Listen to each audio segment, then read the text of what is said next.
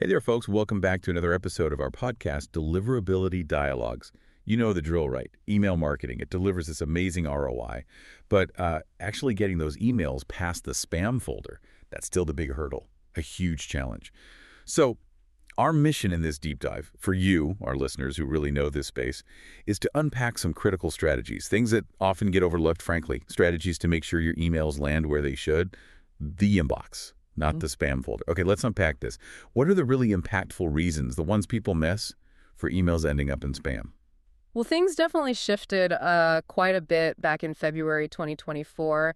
Gmail and Yahoo rolled out these pretty strict new mandates. All right, for the bulk senders. Exactly. Anyone sending over 5,000 emails a day, they now insist on having a properly set up DMRCV policy. Think of DMRs as like the security checkpoint for your domain's email. It works with SPF, your list of who's allowed to send for you, and DKIM, which is like a digital seal on the email. So it tells the receiving server, yes, this is legit. Precisely. And if you don't have it, or it's misconfigured, maybe a small error in your DNS records, or you forgot to update a policy setting, well, your emails can just get blocked or bounce.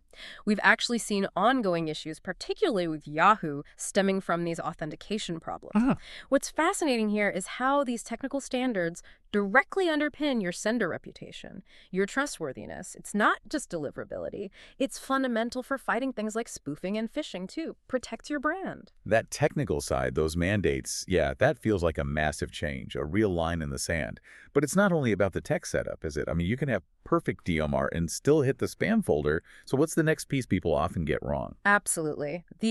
Let's call it the human element, is just as critical. Deceptive practices really hurt. Take misleading subject lines. There was a litmus survey, found something like 54% of people felt tricked into opening an email because of the subject line. Wow, over half. Yeah. And Google's gotten smarter. The algorithms now penalize stuff like excessive all CPS or, baity phrases. And definitely those classic spam triggers like 100% off or using the word free too liberally. They just scream spam. Right, the old tricks don't work. They really don't. And this ties right into using double opt-in. I know, it feels like an extra hurdle, maybe slows down list growth a bit. Yeah, some people resist it. But it drastically cuts down on bad addresses, bots especially, and it seriously protects your sender reputation. You end up with people who genuinely want your emails, much higher engagement. So it raises an important question. Are you building a truly engaged list or just chasing a big number? That makes sense. Cutting corners for sheer volume seems like it backfires badly. And you mentioned hidden threats. Let's talk about spam traps. And also the unsubscribe link, which feels counterintuitive maybe, but you're saying it's vital. Totally. Spam traps, they're nasty. Their email addresses set up by ISPs just to catch spammers. What's often missed are the typo traps, sending to like nail.com instead of gmail.com. Simple typo. Oh, ouch. Big ouch. Hit one of those and bam, your IP, your domain could get blocked. And cleaning up that reputation, it can take months, sometimes up to a year. A year. That's crippling. It really is. That's why validating addresses and never ever buying lists isn't just best practice, it's survival. And then, yeah, the unsubscribe link, the one-click unsubscribe. Google now requires it for promotional mail. Plus, you've got legal mandates like can spam, GDPR. Right, it's legally required often. But beyond the legal side, making it prominent and easy actually helps your reputation. Think about it. Someone clicks unsubscribe instead of hitting report spam. That's a win.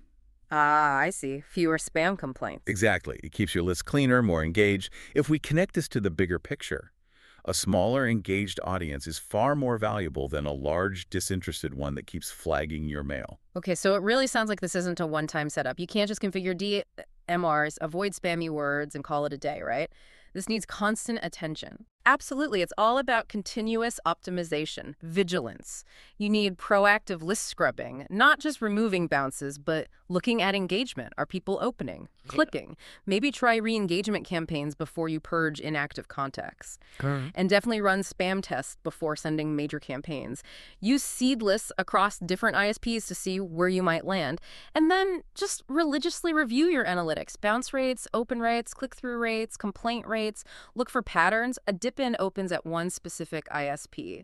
A spike in complaints from a certain segment. You get into the data. You got it. Being data-driven lets you catch problems before they snowball. So wrapping this up, considering the, frankly, severe consequences of hitting a spam trap or failing those technical mandates like DMARC, What's the immediate action you listening can take today? Something to safeguard your sender reputation, boost that ROI, that goes beyond just, the obvious, don't send spam. What's that one key takeaway? That's it. Thanks for tuning in. Until next time, happy inbox allying.